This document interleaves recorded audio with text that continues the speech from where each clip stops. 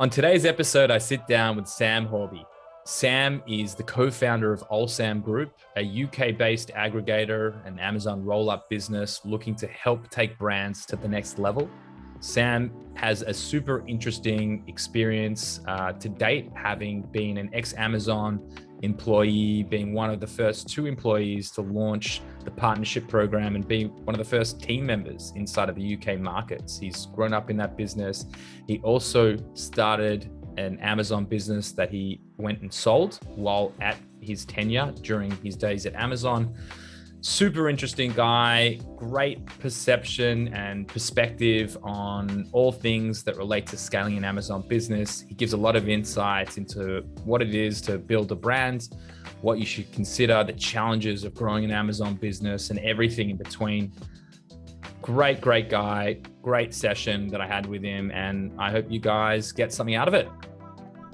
Hi, and welcome to Successful Scales, the show where I interview now successful professionals about their journey and try and garner insights onto any tips that can be applied to your business at home.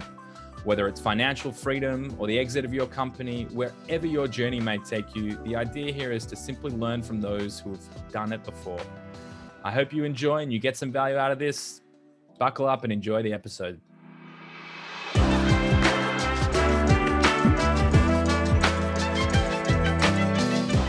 Sam, welcome to another episode of Successful Scales. I am so thankful to have you on here.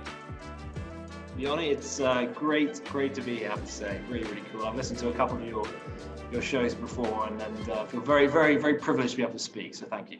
Mate, I've got to say the same thing about you. We've had some great conversations and, I've gotten to know you a little bit and some of the team and, stellar team, excited to see, how far you guys take it. But obviously I know you a little bit. For those listening at home, give me your 101. Tell me a little bit about you so that they can also be on the same level as I am in terms of understanding your brilliance and where you guys are heading. Yeah, sure. So look, I'm one of the co-founders of Olsam Group with my brother Ollie. And essentially we are, an acquirer, an operator, and a grower of category-leading Amazon private label brands based in the UK, Europe, but also the US. Prior to founding Olsam, I actually learned about Amazon when I worked there. So I joined Amazon in kind of late 2015 in their marketplace team. Really, actually, when it was quite, I'd say, in its infancy in the UK, in terms of the products and services it was offering to sellers. And so whilst I was there, I helped run and manage and grow UK small businesses in the UK, in Europe, and North America.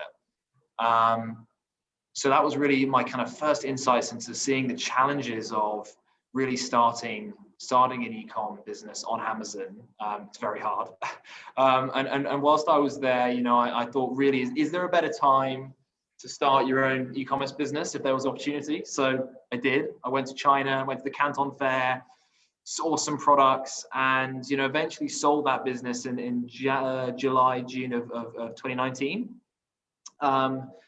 I then moved to the States, to America, and worked more for a UK startup there and helping them into kind of bricks and mortar and retail, but couldn't really shake just the e-commerce angle, just the way you could grow and scale brands so fast. So anyway, teamed up with Ollie, founded Olsam, and here we are today. We're acquired a couple of really cool brands in the UK, Europe, and North America, and it's going really well.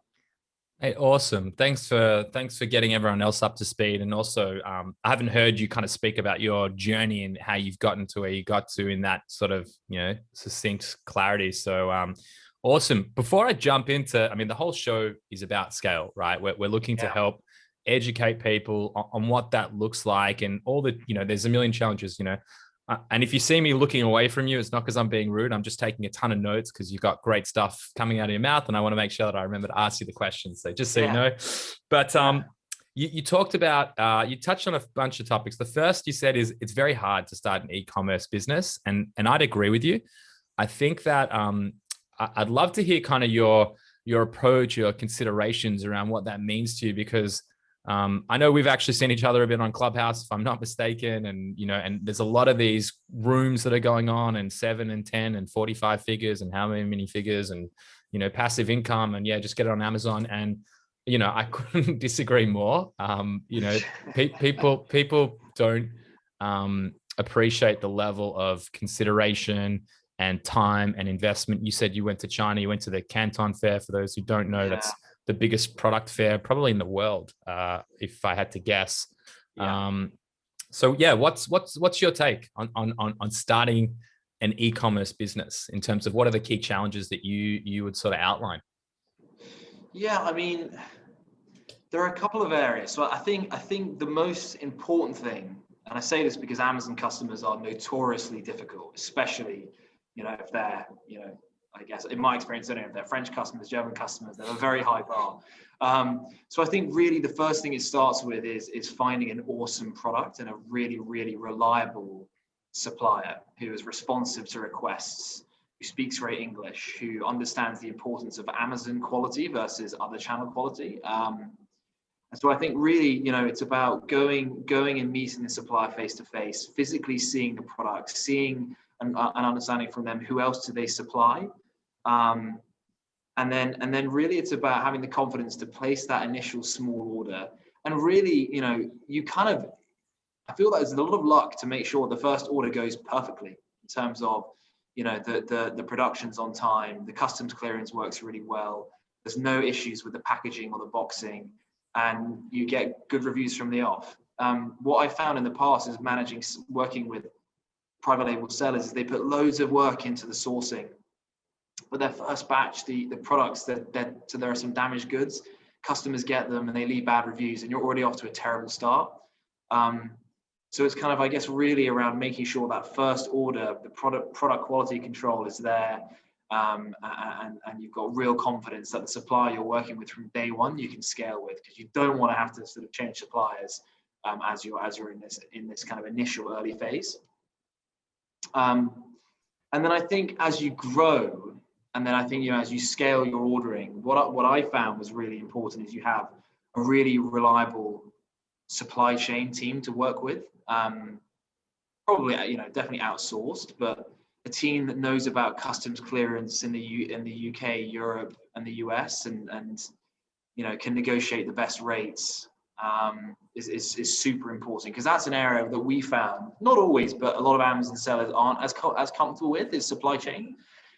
So I found we found an amazing partner again at the Canton Fair, met them face to face, and they were fantastic right from day one. But I think for sellers, it's about, from the beginning of when you start, make sure you're partnering and working with the team that you want to be scaling with up to sort of 7-8 figures later on. Don't compromise just because you're very small. Would be my 2 cents here. Well, I think you gave a lot of value there, and I just want to unpack a few of the points, because we talk about it's not 2 schools of thought, just people either dive in and try and figure it out as they go along, and people like yourself look at the planning. So, when starting an Amazon business, and I'm going to look at my notes here, but you talked about the quality of product and the reliability of the seller, making sure that you have the right QA, the quality assurance team, actually make sure your supply chain and logistics, the way in which you bring your inventory and distribute it globally, customs clearance, having the right rate set up. Just in that, we're not even talking about what it is to be on Amazon as a platform, and the complexities that happen once you're selling on just one specific marketplace. That's a lot of things to consider, and a lot of things that you should look to get right before you even dive into it. So, it's sitting here and just thinking about it, and we're just scratching the surface here, right?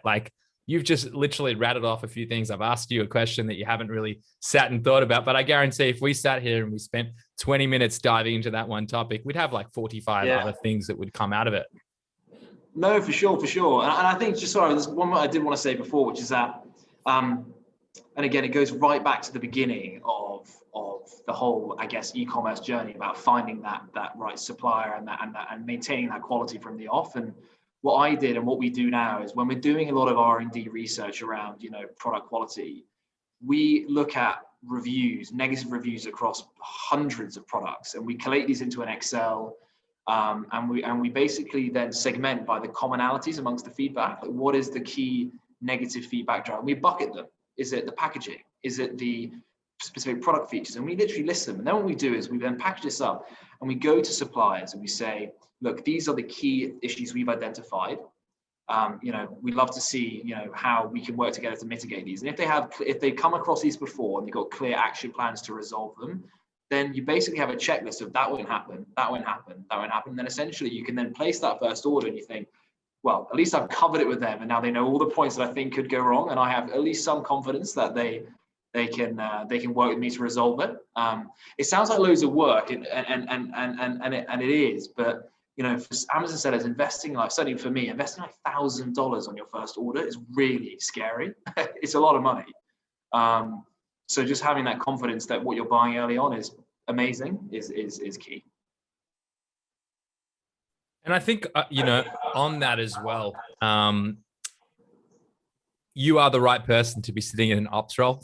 That's the one thing. I'm sitting here and I'm listening, the level of organization, the level of consideration, the being meticulous and methodical about that approach, it's paramount if you're going to get it right at any form of scale. I told you before we put record on, people in ops roles are always my most favorite to talk to, because it's the skill set that I'm not the strongest at. And it's one that, I have a deep appreciation, because I can sit here and roll with you and talk about it. But when it comes to that level of follow through that's needed and that commitment and dedication to having those conversations, that's where, like me as an individual, I will fall down. I'm just not wired that way. No, for sure. But you, my friend, are, and that's why you're sitting in the best seat that you are, and that's why I'm doing what I'm doing, and that's how you scale businesses, is having people playing to their core strengths and actually achieving that. So, mate, I'd love to dive in. You've worked at a company that is Amazon, and when we're talking about growing businesses, I've got to say, and it's not just because we work with so many e-commerce and specifically Amazon sellers, but when I look at a lot of the visionaries, when I look at like a lot of the great companies, it's really hard to look past Amazon as one of the most impactful and influential businesses that, forget our generation, I think, in the history, because it's not just the ecosystem that was built inside of Amazon, it's the ecosystem that's been established on the back end around, like, we're talking about supply chain, logistics, inventory, 3PLs, and I'm just touching a few, right? There's agencies around PPC, and there's, content agencies and listing optimization and keyword, the expansive nature of what, Jeff Bezos has created is hard to even quantify into a number. So you've been front and center, especially when we talk about expansion into Europe. And I think it's also, I'm making assumptions here, so correct me, I'm probably wrong, but, it probably would have been more so in its infancy. So you would have really got to see like what the more building blocks look like into launching into a new market. What was it like at Amazon? Yeah, I mean, I think, so first of all, just taking a step back from e-commerce specifically, like the culture at Amazon, this is where I've got to credit the senior team there and Jeff Bezos, but the culture they have there is one whereby you are rewarded and promoted based on what we call like taking ownership of stuff. So if you take ownership of a project, if you take that project and you try and do something with it, and it could be something as small as, work with a few, sellers on a specific, a product feature rollout to sort of, say launching a brand new marketplace. And if you are able to do that and show results for that, you're rewarded, you're promoted. So the culture there is one of, and this is across now, they have hundreds of thousands of employees, is constantly taking ownership of stuff and innovating. It's literally how you do well there. Which I think is super interesting, and one where, basically if you just do your job 9 to 5 and that's all you'll do, you won't progress in the company. And I think that's a really interesting way and an incredible culture that Jeff's built. I think in terms of, bringing it back to my experience, I was very lucky. So I, began my career in the marketplace, really began working with just small UK sellers. And then eventually, I was asked to kind of help roll out Amazon B2B marketplace, brand new marketplace, B2B trading, didn't know much about B2B at all. And I was kind of part of a team, really the launch team in the UK, there were 5 of us. Well, I was one of the first 2, and then there were 5 of us, and now there's, software team in Madrid, in Seattle, in London. So to kind of have the opportunity to work on a startup within a very secure environment, I think is a great place to learn. You can fail, it's okay. And what we saw is like, as I went back to my earlier point, like the importance of laying a really robust operational infrastructure at the base and then scaling off that is really important. So, having all these product features that perhaps, that for example, this on Amazon now, there's a product called the VAT calculation service. Have you come across this? I haven't come across it, but familiar with the. Okay, interesting. Talk to me through it. Literally, this tool means that business customers can see pricing without VAT. In the UK, VAT is quite an important point. Anyway, they can see it without VAT. It looks incredibly simple. It's actually really hard to roll that product out across the UK. So just that the steps involved in just creating this one key product and what was involved to get to that point was just fascinating to be part of that. So I think, it's a company that rewards innovation, it rewards ownership. And I think, I think that I was very fortunate to be able to kind of, I guess, learn my operational skills off the back of that. Yeah, and you touched on a really interesting point and something that I'm really fascinated by. It's one of the things that keeps coming up is you talked right now about promotion through ownership. And so I think one of the things that, for me at least, I find really interesting is like, what degree of freedom are you given? Like, when I'm trying to go through this journey, you want to give the teams ownership. You want to say, make it your own, take it as far as you can. And yeah, you'll be rewarded for it. But what degree of freedom did you have to try new things when you're taking ownership? Like, what does the level of delegation look like? Is it, here's your project, off you go? Or it's, these are very strict parameters and guidelines? Like, talk me through that. Yeah. I mean, I think I'd start by saying it's not like Google where you have these sort of set times per day. I think you can work on your own thing. They sort of I read about this program they have. So it's not that. But I mean, for example, I was allowed to set up my own private label brand whilst I worked there. Most companies would say, if you're not doing just company work for, during our working hours, that's not okay. When I was there, it's encouraged, and it's encouraged because you're having to actually learn about the tools and processes that sellers use. So actually what happened as a result of me launching this brand is I learned a lot about, transaction reports, financial reporting, date range reports, calculating import tax to Europe and the UK and the challenges that sellers have to do to kind of factor that into their reporting. I learned about how to interact with seller support, how challenging that is and the way you're actually meant to do it. I learned about, dealing with listing hijackers, all the stuff that sellers face. I kind of learned as a result. And I think that was so cool that, like, as a company, they promoted that. And I was able to, like, share my learnings with my team and kind of help them get better at their roles just purely because I was allowed to do that, which is awesome. Very cool. Very cool. And, I get what you're saying. On one hand, like, it might feel counterintuitive, like, okay, they're starting another business that's separate to our business, and are they going to lose focus? But if you're getting that intrinsic insight into what it's like to interact with the platform, and you as a partnership manager are going to have discussions with people who are effectively now going to be like you, then you're in the strongest position because you're talking to yourself. Yeah, I mean, I'll take it a step further. We have these all hands every quarter, big company gatherings, and there's an award called the Just Do It Award, which is an award given to people who, do something outside the box, develop a project, deliver on an amazing, initiative I'm working on. And he, when I was thinking, one of my last courses I was there, he gave, the Just Do It Award to someone in Seattle, and she developed private label brand doing creating sort of hair creams and gels in the beauty category. Like, Jeff Bezos presented that award. It's just like, as a company, it's saying what you're doing is sick. And and the fact that you took the initiative to do this should be shown to hundreds of thousands of other employees. And it's that culture of like, don't sit at your chair and do nothing. You have to do more. And I think that's genuinely why it flows from the top down, and it's why Amazon is so successful, I believe, across retail, e-commerce, entertainment, logistics. I mean, you name it. But I do believe it's very instilled from the top. So. No, I couldn't agree more. I'm sitting here thinking, I wrote it down. I mean, I'd love to create some sort of initiative like that. The extent of where we're at right now, we've got a couple of cool programs internally. Yeah. One that's less cool that it's awesome. as in it's less at the highlight. We've got one that we call big problem solving, where what we do is we get key people from each of the different business units to sit together. So from finance to recruitment, HR, from the consulting team, each of the different departments, marketing, innovation, etc.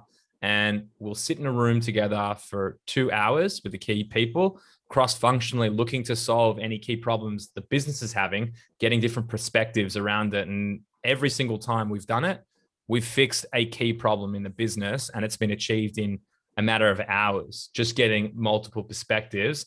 The one that I was going to say that we do, that it's less cool because it's just something that I think everyone should be doing is, and you know what, Ping, if you're listening to this, I'm going to call you out, but one of our principal consultant and our first consultant in the Escala business now that we're at 20, her name's Ping, and we created a Ping of the Week award where every single week, because she's just such a star, every single week someone gets the Ping of the Week, where some sort of outstanding effort that's been put in, and we highlight them. So I think that, you know, what you're saying here when you talk about scale and culture, which are the topics that you've really, you know, like the thing that's come back a few times here is culture. And I think that, I mean, who wouldn't want Jeff Bezos to present them an award for creating? Yeah, it's pretty sick. It's pretty sick. Unreal. So how much do you reckon that helped you in delivering on your work output as the partnership manager, and then moving into B2B in terms of really understanding the DNA of what it's like to sell on Amazon? And was that the product as well?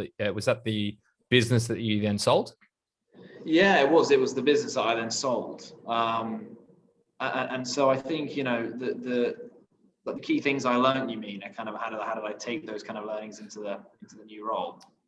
Yeah, I think more so just like how did you find that impact to the business and your ability to, because like we were saying before, maybe it feels a little bit counterintuitive, you know, if you look at it at a very surface level, and if you're short-sighted about it, that you're creating another business that could become someone's main focus. Like, okay, what happens if the business, it sounds like you sold it, so it sounds like it probably did do some pretty good numbers, but you know, what happens if that becomes significantly more than your paycheck, and then you have a conflict of interest? But I'm saying the question is, how much do you think it helped you in actuality to be better at the job that you actually brought on to deliver inside of Amazon?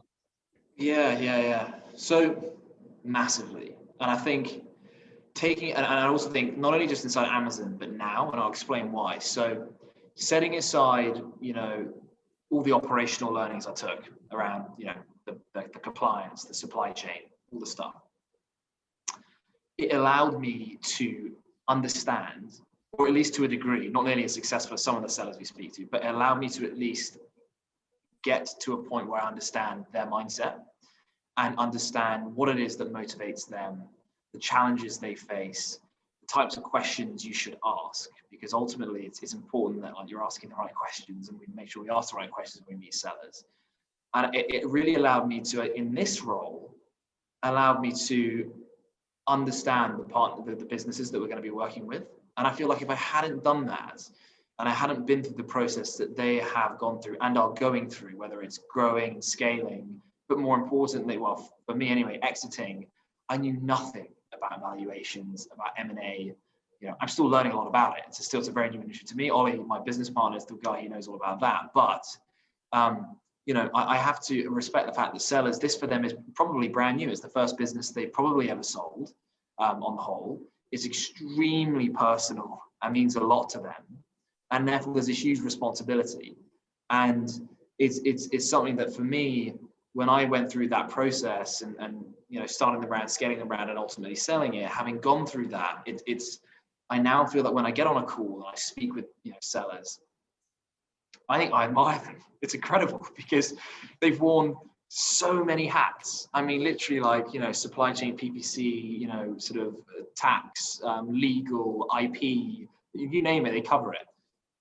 And I think it allows you to kind of really get to that level. And I feel like if I was a seller and I was speaking with someone who I just thought, you just don't understand what it's taken to get to this point. It would be tricky to engage. Would be my personal view. But having kind of grown this business, going back to your point, having grown this business and kind of going through the wars to get it to where it was, it's really helped me get to really, like, I guess, scale Allsam to where it is now, and kind of make my conversations with sellers more fruitful. I think is kind of a key learning I had. Yeah, I mean, that in itself, when you can have that shared experience and understand the trials and tribulations that they've gone through to get to where they sit in the consideration of an exit, having gone through it before, it puts you in a really unique position to have, honest, genuine conversations like we're sitting and having right now, where we've been through, similar experiences, and, all the things that you're talking about I can relate to. I remember what it was like, building a PPC strategy and revising it, and then going into how does that impact my listing optimization, and is this image the right, main image, and how do I change the experience, and, from, stranded inventory to all the challenges that you just never would have foreseen. And I'm sure now it's like, if someone came to you and kind of wanted advice on doing something similar, you'd be able to, you'd understand, what you went through, and you'd be able to, the way you could share your learnings, you can make it so much more relatable, I think, because you've been through it. And I think that helps so much. And probably makes the person on the other end of the phone or Zoom or whatever just feel so much more confident because they know that so it's really valuable.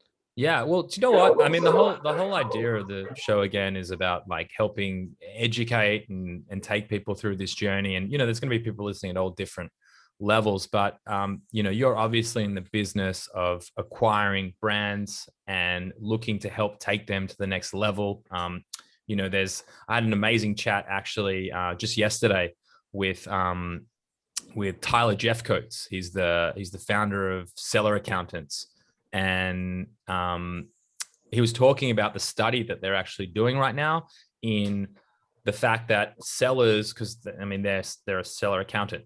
What they do is they help sellers with their financial data, CFO, setting that up. And awesome guy, amazing company, but the point that I'm trying to make here, without just telling everyone how great Tyler is, because he's an amazing guy, is they did a study and they looked at companies between 1 and 5 million and the profitability in those companies. And he said that, he's going to come out with a study and it'll be super valuable for all of us to look at. But what I'm remembering is that from 0 to about 1 million, and then from, I think it was over 5 million, you saw the most profitability up until 1 million. And in that kind of growing up and that adolescence phase, as he called it, from the sort of the 2 to 5 million, that's when you actually saw a lot of companies coming undone. And it's where things become a little bit more challenging, where, you can't just be the, I can do absolutely everything guy and be central to every single process, because things become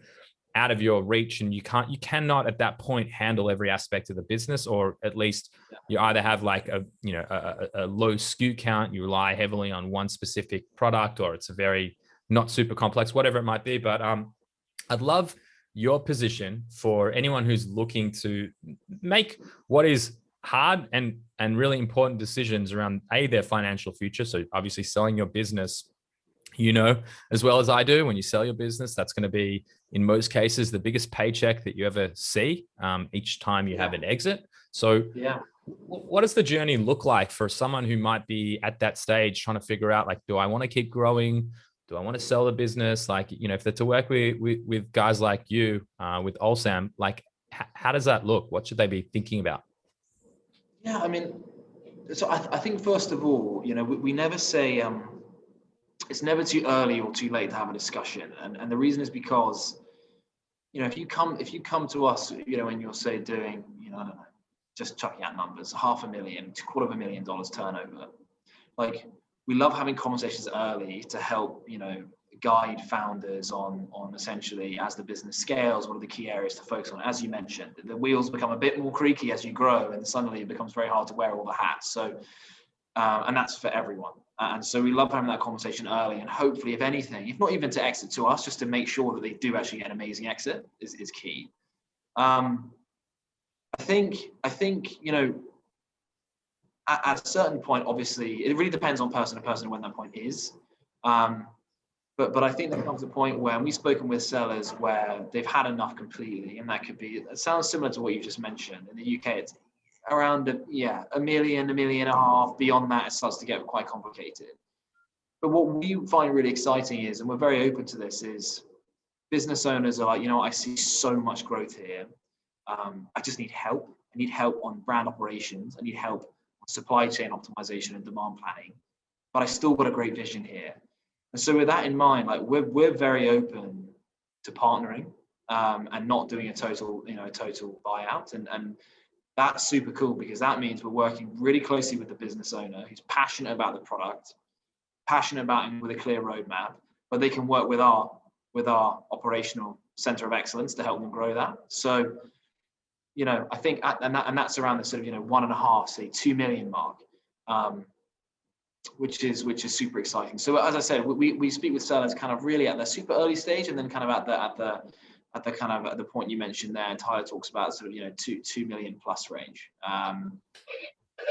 Interesting model, interesting sort of position. And I'd love to kind of understand, like, I understand the intrinsic value that you're going to bring if you can help companies where, let's call a spade here. The thing that's usually going to fall off first is the operational excellence. So most people that we speak to too, and I'm having conversations with when we're talking about sellers that I'm speaking to, they're passionate about their brand. They love the product or products or brands that they've built. They want to keep, like, if I ask the question almost always, like, if you could only be doing one thing, what would it be? And 9 times out of 10, it's product development, thinking of new products. That's where the hunger and the passion is. So I'd love to hear a little bit more about, you were saying about more of a partnership model. Like, what might that look like? So could I come to you guys?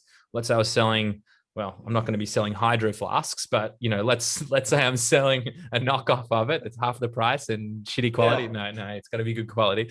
But let's say I've got a great product. I'm passionate about it. I'm selling it. I know that I'm not ready, or I'm never going to be able to be operationally sound, which I kind of outlined to you. I'm not. I bring in better people. But well, relative. I've just got such an incredible team. But what would an arrangement look like? Like, could I keep working with you, developing products and being involved in some capacity, or are you guys looking to kind of say, great, this is the roadmap, this is year one, and then see you later? Yeah, I mean, I think, and I'm sure you'd agree, like, and this is where I think a lot of people, when they look at the aggregator business and the common challenge I hear, and it's a fair challenge, is, if you take the owner out of the equation, the passion and love for the brand goes, and therefore, that driving force behind the brand is gone, and therefore there's a natural assumption it'll just go like this. And I've heard that a fair amount, and I think it's too early to tell at this stage if that's right. But what I would say is, when I've spoken to founders, where on the whole, not always, but you've literally nailed it just now, is saying the passion is, it's on the R&D of the product. It's a product roadmap. So it's saying, got all these product ideas, I've sort of the packaging. It's more around the product development is where the excitement comes from. And that's what they're amazing at, because just they've spent years in this niche. Like, we don't know as well as they do. They know really well. What we know and are very good at, and what from the off is, supply chain, brand operations, the real kind of the cogs of scaling and running a business, and injection of working capital. Obviously, a lot of it, like Amazon, are really cash intensive. At least I found I literally had my entire savings always in stock and Amazon. So we can provide that. But what we're more than open to kind of working with business owners on is that like that product roadmap, and obviously we'll sit down with them and prioritize based on what we think is a good idea as well. But often it's they've researched, they know it's Sam, this is the first thing we should be doing. We should launch it in this market. We should take this SKU and launch it in this market. And we sit down with them over a few sessions, and by the end we have this really clear growth plan that, to be honest, I have such confidence the business owner's right that like we won't challenge it. And so the partnership really, when we look at it, is we do a lot of the operational stuff, but they will guide on the strategic vision. And I think the key thing to know here is like often product launches on Amazon fail, like 95% of them fail. So any way to mitigate, minimize that risk is where we're going to take it straight away. So yeah. I think that's super helpful. I think that's a really interesting approach, and one that I can really get behind. We just recently spoke at for MDS, $1 Million Sellers, which is an incredible. Yeah. They're an incredible community of really elite sellers that are doing big things, really engaged. And we were talking about the differentiator between aggregators and companies acquiring brands versus the brand owners themselves. And you just highlighted one of the points that we highlighted too, is that no one is going to have the level of passion, staying power, commitment, love, dedication to the brand than that person who who gave birth to their little brand baby. And just like all of us, just like, I don't know if you saw my dog around in the background. I did see it running around. Yeah. So, we want to see them grow up, become big, strong, people, well, maybe not a big, strong human for her, but, our children, let's say, my unborn children, you want to see them grow up and shine. And so I think that the approach is a great one, is that you keep the founders who have the passion and the belief and the staying power involved in the process, driving what they're passionate about forward. And the hardest thing, and I've got to say it, I really think that the thing that's going to set the aggregators apart, like Allsam and all the others in the space, there's probably close to 50 now that are running around at all different levels, is it's the level of operation and the operational excellence as you scale. I think what people probably fail to realize is that, like, a lot of people, I don't talk like this, but a lot of people talk in the figures, like I'm a lowly 7, I'm an 8-figure, I'm a 10-figure, I'm all these figures. But what they're not really talking about is, well, who do I actually need to run that level of sophistication and operation? How are my processes, policies, procedures, systems, technology, how are they going to interact to make sure that I'm not going to fall down? Because, we know when we talk about Amazon, you have a stock out, that is detrimental to your BSR, your bestseller ranking. You have things where you don't manage your inventory, you underestimate, you do a lightning deal that you forgot you had scheduled, whatever it might be, it falls apart. But I just want to say, I love the model. I love the consideration for the brand. Yeah, no, and I think, and again, this is being completely transparent, like that we've been approached by some businesses who we are not confident that we are the right buyer for them, because we look at their operations, we look at their size, and we say, we wouldn't be the right, the next custodian of this business. Like, and you have to be honest with business owners about that, because ultimately, I often compare it to, like, you're driving this super fast car. You can't drive that. Once you sell the business, you pass that car over. If you can't drive it, and when you're going to crash it, that's a huge failing, not just to your company, but also to that business owner. So I think also, like, as aggregators, you got to be super honest about what you can and can't take on, because you owe it to that, whoever spent all that time, and money and effort to build that business. So I think that's another really important thing. And the other thing I'd say is, there's a lot of capital flying into this space, which is super exciting. And I think there's going to be much more, like much more. Yeah. But I think where this is changing to, and I think you touched upon it, I think longer term, this is all about operations. I think that the real, the companies here that are going to do really well, and I hope there are many, but I think the ones that will do really well are the ones who are able to work closely with the business owners and scale effectively. How that looks will vary from different company to different company. But I think if you can kind of really like craft that relationship well, I think they'll be the winners long term. Couldn't agree with you more on that. I really think that's gonna be the great differentiator, and taking on that approach, and also having that level of integrity and honesty. Like, we're sitting here having a very real conversation about that, and just hearing how the level of consideration, like, fuck yeah, these people have put in so much time, effort, energy. Like, it's crazy. Like, if you had to quantify the number of hours that some people are spending on getting to where they get to, and it doesn't matter if you're doing $200,000 a year or $20 million a year, I guarantee you, especially in the early days, the amount of invested time into getting there is just, it's insane. So you do have to be sure that you're going to be the right partner to take it to the next level. Obviously, you don't want to fail too. You don't want to be the one who made a bad investment decision, but you also owe it to them. All that'll happen is, if we can't take it on, then that business owner will just say, because I think Amazon sellers they share lots of information. They speak a lot. They're in forums. All that happens is, Allsam ruined my business. Like, don't sell to them. So it's in no one's interest to take on things you're not able to. So I just thought that was a really important point to emphasize. Yeah, we're speaking the same language, and I agree with you wholeheartedly. So before I let you go, I'd love if you have any advice for anyone who, whether they're just starting out or, wherever they are on the journey, things that have helped take you to a decision where, you guys are looking to do some really big things in the space. We've had discussions around your growth plans, and, you guys are serious guys. You're doing big things, super ambitious. It's the people that, I feel, like I said at the start, I feel grateful to be sitting and having this conversation with you. Any words of advice you'd give for someone at any stage in their journey? Ooh. Just to put you really on the spot there, mate, and really make it uncomfortable. I prepared for it. What would I say? Look, I'd say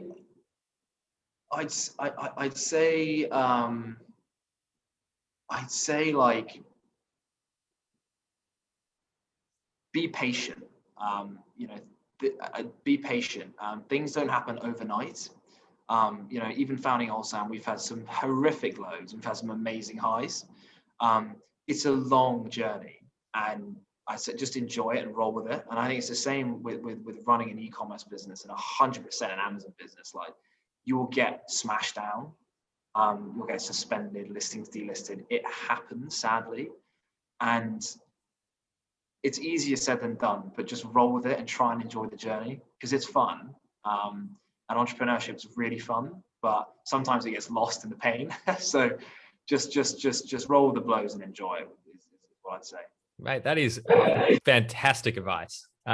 So you didn't need to come prepared. You had the goods. Well, before I actually let you go this time, if someone is looking to reach out, sell their business, wanting to get in touch, what's the best way that they can do that? Yeah, I mean, we're at www.allsamgroup.com. Google Allsam Group, sam@allsamgroup.com, and you can get me, and our team will chat with you. As I said, we're open to early discussions and late discussions. Awesome. Well, Sam, mate, thanks so much for taking the time out of your busy day. It's great to be here. Really enjoyed it. Yeah, likewise. Well, mate, best of luck. I know we're going to keep chatting, and just it's been great. Thanks very much, Johnny. Really enjoyed it. Cheers, mate.